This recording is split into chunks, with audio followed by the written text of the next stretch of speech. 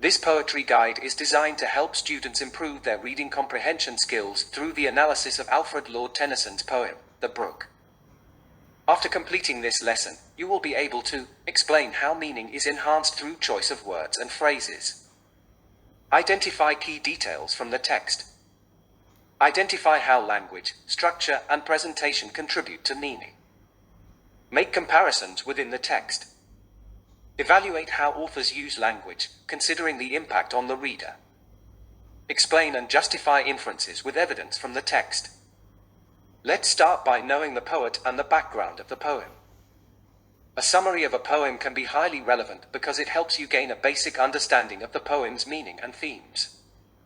Read the poem that describes the journey of a brook from its source in the mountains to the sea. The brook flows through various landscapes and encounters various obstacles along the way, but it persists in its journey, representing the unstoppable passage of time. In Session 1, which deals with poetry analysis, let's begin with an activity that will help you to identify and understand the poem's vocabulary. The following is a flowchart showing the course of the brook. Sequence the events that occur from the start till it joins the river. Further, identify the elements of poetry like message, tone, context, speaker, point of view, setting, form, and structure. Then, use the poetry elements that you have identified to write a critical appreciation of the poem.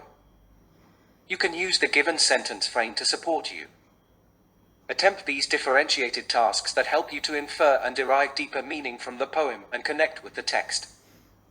Now, try these questions to test your understanding of the poem, to develop your analytical and interpretive skills, and to appreciate the poem's artistic qualities.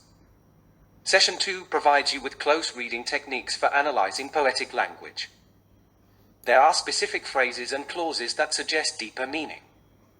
In this activity, you are encouraged to identify the figures of speech, such as personification, poetic license, alliteration, onomatopoeia, inversion, metaphor, imagery, symbolism, antithesis, anaphora, asyndeton, consonants, and sibilants. The brook appears to be a symbol for life. Here you will pick out examples of parallelism between human life and the brook. These differentiated tasks help you to appreciate the complexity of poetic language and structure. Now test your own understanding with regard to the identification of the poetic devices employed in the poem. Session 3 starts with a task that encourages you to interpret the poem and write a verse-by-verse summary. Take time to identify the elements of annotation, such as tone, context, perspective, point of view, theme, form, and structure. Then, use the annotation elements that you have identified to annotate the given lines. You can use the given sentence frame to support you. Use these differentiated tasks to promote active learning, foster creativity, and critical thinking. Use this plenary to provide an opportunity for yourself to recap your understanding of the poem. Imagine you are the brook. Having faced obstructions, you have joined the brimming river. Make a diary entry about your thoughts highlighting the importance of a destination in life. Before I conclude, don't forget to subscribe to my YouTube channel, John D'Souza, and to stay updated on my latest educational videos.